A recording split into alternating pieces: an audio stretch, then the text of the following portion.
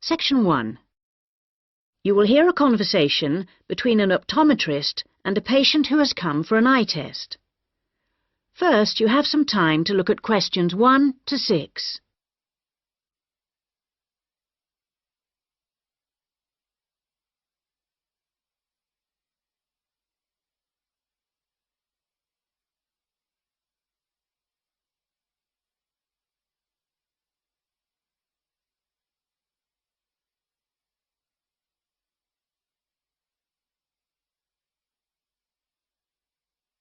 You will see that there is an example that has been done for you.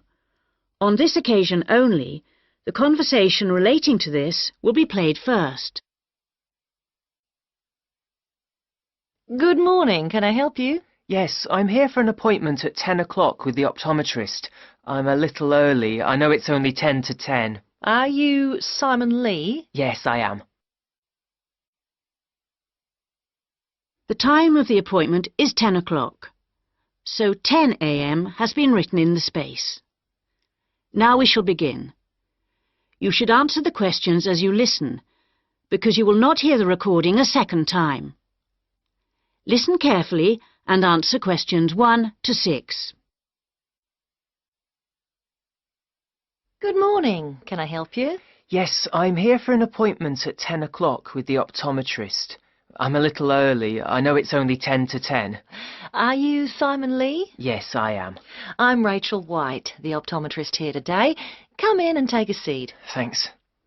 Before we test your eyes, I just need to get a few details from you. So, Simon, what's your full name? Simon Anthony. That's A-N-T-H-O-N-Y. And my family name is Lee. L-E-E. And your date of birth, Simon? The 1st of June, 1989. The 21st of June? No, the 1st of June. Oh, whoops, sorry. 1989. Ah, same year my son was born. What's your current address? I'm living at a hall of residence. Which one? At University Hall, not far from here, in Adams Terrace. University Hall. And do you have any medical insurance? Yes, I'm fully covered. And who are you insured with? I'm with Health for Life. Healthy Life. No, people always get that wrong. It's Health for Life. They're part of some big insurance company. Good. Now, Simon, have you ever had your eyes tested before? Yes, once, but not recently. It was when I was still at school.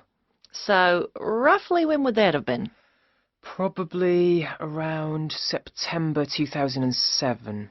No, on second thoughts, it must have been the year before. September 2006. And my eyesight was fine then. But you're having a little difficulty now, are you? Well, yes. Since I started at university, I've been having difficulty with distance vision. I can't always see things in the distance. Well, let's have a look. Now, I'm just going to cover your left eye. Yeah. Can you read the top line? Yes. R-B-Q-S.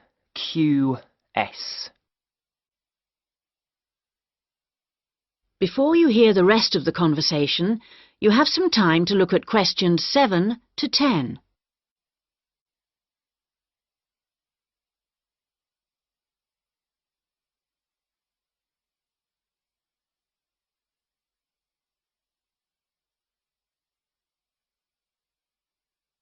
Now listen and answer questions 7 to 10. Well, Simon, your eyes have obviously got a little worse since your last test, and I think you're going to need to wear glasses. Not all the time, and not so much for reading or close work, but definitely for driving. Right, yes, I thought that was probably the case. So now you need to choose some frames. There's a wide range to choose from, as you can see. Can you give me some idea of the difference in cost? I quite liked the idea of some frameless glasses. Did you? Well, the prices vary enormously, like everything, but the frameless ones are the most expensive. The cheapest are the ones with the full frame. Perhaps I'd better go for those. Or why not try these ones with the half frame? They're not too bad. Yes, they look quite nice, and they're strong. Far less likely to break than the frameless ones. Oh, that's a good point. OK, I think I'll take those ones. If you pop back next Monday, I should have them ready for you, and you can pay for them when you pick them up. Thanks very much. Can I pay by credit card? You can, but there'll be a slight charge if you do that. Right, I'll pay by cash then, if you don't mind. No problem. Cash, credit card, debit card, all the same to us. See you on Monday. That is the end of section 1. You now have half a minute to check your answers.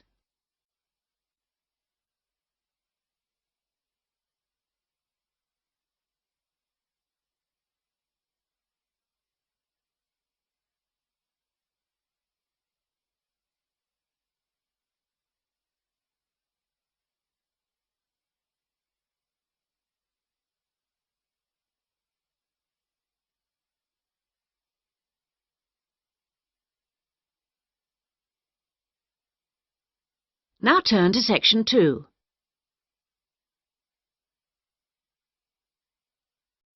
Section 2. You will hear an extract from an audio guide to the Taj Mahal. First, you have some time to look at questions 11 to 16.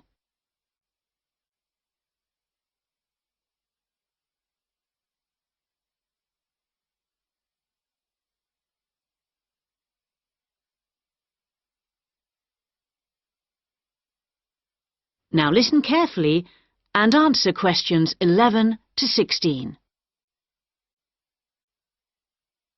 Welcome to our audio tour of the Taj Mahal. The Taj Mahal is the most popular tourist attraction in India. It's also one of the most spectacular buildings of the world and is considered as a symbol of love. But how many people realize that it was actually built as a tomb or burial place for the emperor's wife? The Taj Mahal was built by the Mughal Emperor Shah Jahan to commemorate his beloved wife Mumtaz Mahal when she died. And although this was not his original intention, for he had planned to build a black marble tomb for himself, they both lie side by side in the tomb today. Emperor Shah Jahan's two greatest passions were architecture and jewelry, and both are represented here in all their splendor. The most skilled architects and craftsmen came from across India and countries as far away as Persia and Turkey. Much of the structure was built in white marble that was carried by 1,000 elephants all the way from the Indian region of Rajasthan, some 300 kilometers away. Crystal and jade came from China, sapphires from Sri Lanka, and turquoise from Tibet. But there's a lot more to the Taj Mahal than just the tomb. So let's have a look at the overall plan before we take a walk through the magnificent gardens. Your tour begins here, at the point marked with an X on the plan. This is known as the main gateway. Walk through the gate and you come into an elaborate garden.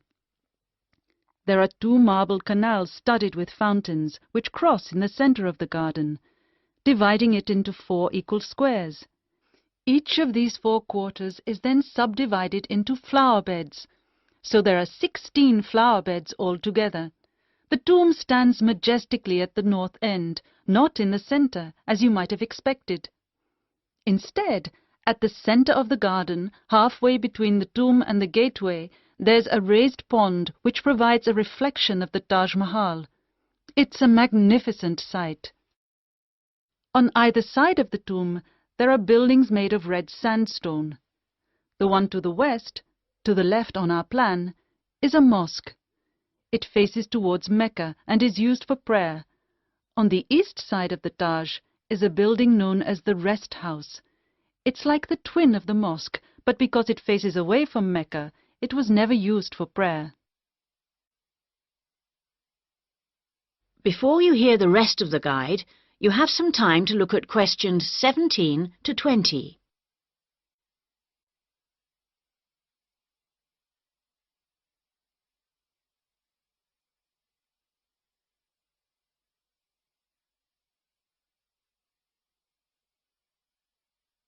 Now listen and answer questions 17 to 20. Many people have asked what the rest house was for. Was it a place for pilgrims to stay?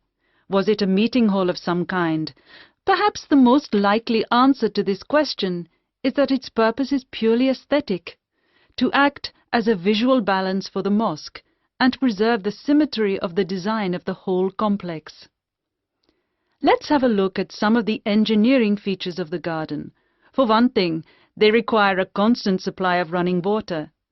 When it was built, water was drawn from the river manually, using an elaborate rope and bucket system, pulled by a team of bullocks. The water was then brought through a broad water channel and held in a number of supply tanks. These tanks were at varying heights off the ground and were ingeniously designed to store the very large amounts of water required. Using an elaborate system of underground pipes, the water was then distributed from the supply tanks to each of the fountains. To ensure that the water pressure was the same throughout the garden, there was a copper pot under each fountain connected to the water supply. It was undoubtedly a brilliant system. That is the end of section 2. You now have half a minute to check your answers.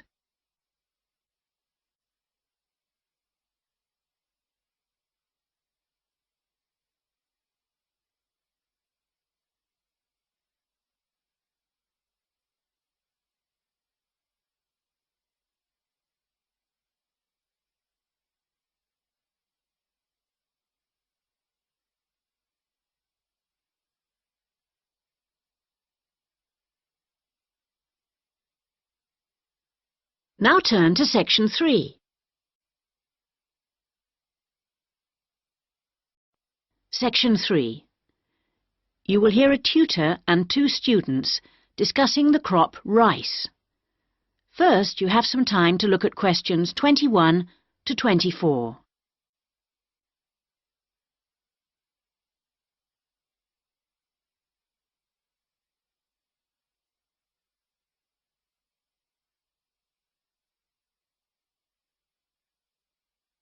Now listen carefully and answer questions 21 to 24.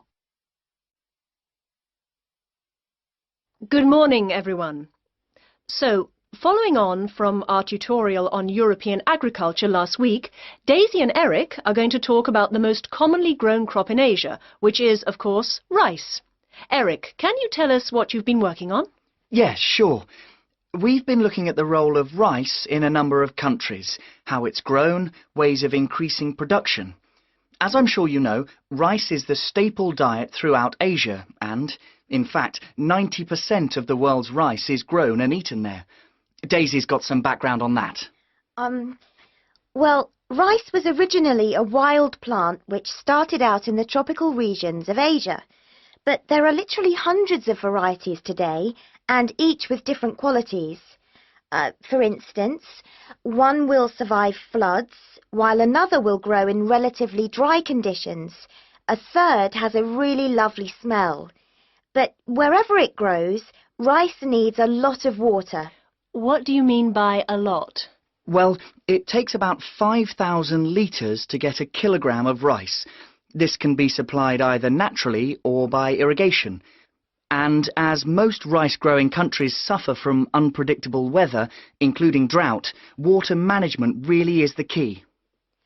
Research has become so important now that each rice-growing country in Asia has its own research institute. Whether we're talking about Japan, China or Bangladesh, and they're all coordinated by a group in the Philippines called the International Rice Research Institute. Interesting. Bangladesh, for instance, has been successfully using different rice varieties and fertilizers for 30 years. But because it's such a flat delta country, it's very difficult for the water to drain away after the monsoon season, so they need to find special rice crops that can survive the floods. And with global warming, the situation is more urgent than ever. Before you hear the rest of the discussion, you have some time to look at questions 25 to 30.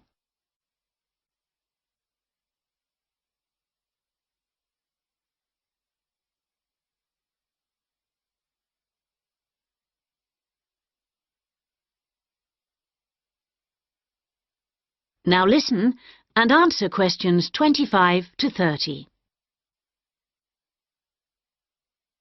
Now I'd like to move on to our comparative study. As you can imagine, China is the world's biggest rice-producing country. Collectively, the Chinese people probably eat more than 3 billion bowls of rice every day. Quite a statistic. And of course, rice plays an important cultural role too. We then compared China to Thailand. You know, even though Thailand only has about 64 million people, it's the world's #1 exporter of rice. Not China, as you might imagine. Is that so? Yes, they send their rice everywhere, in particular to Europe, as well as Africa and the Middle East. Apparently, the fact that jasmine rice is growing in popularity is one reason why Thailand's rice export industry is doing so well. People want something a bit different. And of course, Thailand is well suited to rice growing. Good climatic conditions and lots of fresh water. Going back to China for a minute, we should mention that at the Rice Research Institute in Huangzhou, they're working on ways of improving rice yields using less water. By yields, you mean the amount they can grow? Yes, they're trying to find ways to get more rice from less land, improve the taste, but also have other things in it besides carbohydrates, so that it's healthier, better for you. Good idea, considering it's the staple food. And then you've got Japan, which is totally self-sufficient when it comes to rice. This is basically because they have a high tariff on imported rice, so everyone buys the homegrown product, and they don't export much. Yes, but you know, even though rice is a kind of sacred crop there, consumption is only half what it was in the 1960s. This trend isn't evident in Thailand or China. Interesting that you mentioned how rice is almost sacred in Japan, because I believe in Thailand it also plays an important cultural role. Absolutely. They have the royal ploughing ceremony every year, which the king always attends, and he actually scatters a new stock of seed to the farmers, who pour into Bangkok for the event. What about the global interest in organic farming? Is there such a thing as organically grown rice? Yes, indeed. And the Japanese are getting quite a taste for it, apparently. There's an experimental farm near the city of Akita in the Japanese rice belt, famous for its sake, by the way, which has pioneered organic rice production, and now it's sold all across the country. It's a bit like the recent popularity of jasmine rice in Thailand, but that's for the export market, of course. Interesting how attitudes change, isn't it? That is the end of section 3. You now have half a minute to check your answers.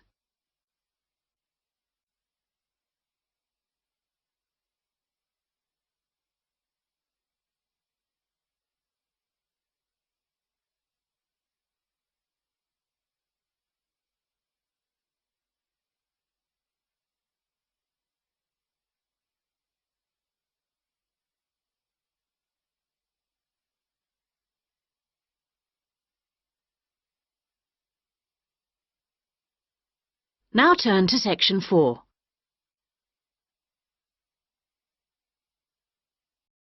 Section 4. You will hear part of a lecture about writing for radio. First, you have some time to look at questions 31 to 40.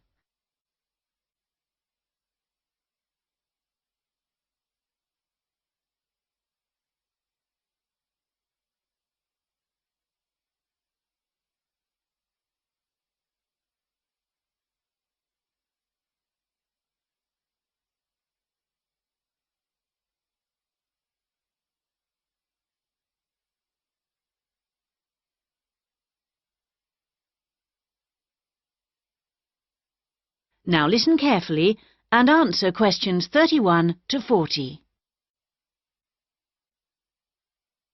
We're going to move on today to look at some of the key principles of writing for radio.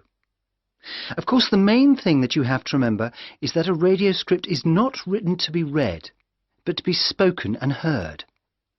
Now, putting this into practice is more difficult than it seems, because writing as we speak involves abandoning many of the normal rules of writing that have been taught to us from an early age. This is because we need to concentrate on how the piece sounds. Written words convey information, but they don't convey the full meaning of what you want to say. They don't tell you what to emphasize, what speed something should be read at, or where the pauses should come. So these have to be indicated in a script. Whatever is said on radio, whether it's a link to a magazine program, a film review, or even a voice piece in the news, needs to sound as if it's coming from the mind of the speaker, almost like part of a conversation, rather than something that's being read. Before you begin to write, it's a good idea to know who you're talking to visualize a typical member of the radio station's audience.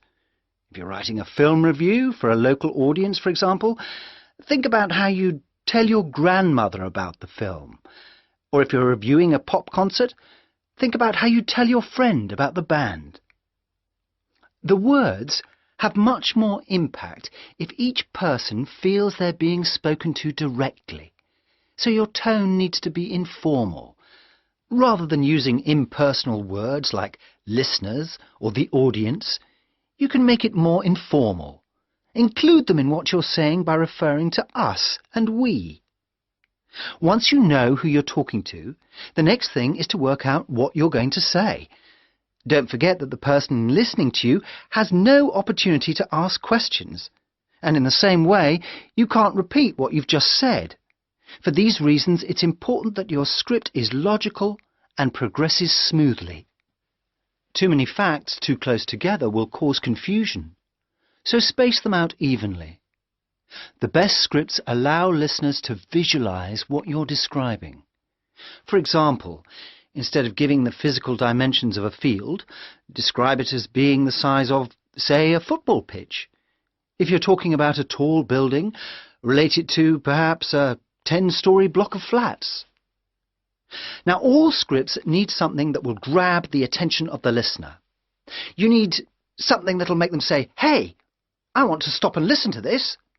So the first sentence has to do this for you.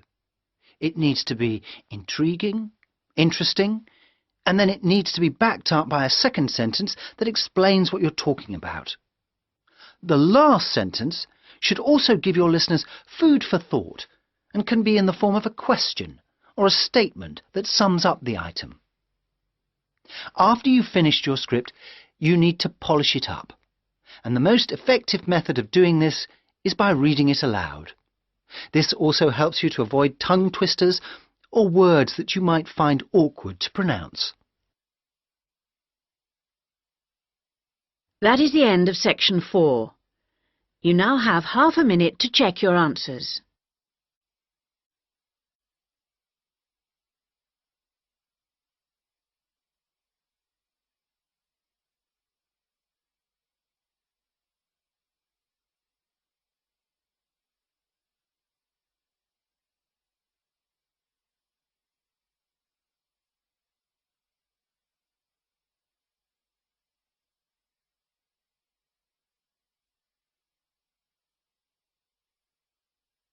That is the end of the listening test.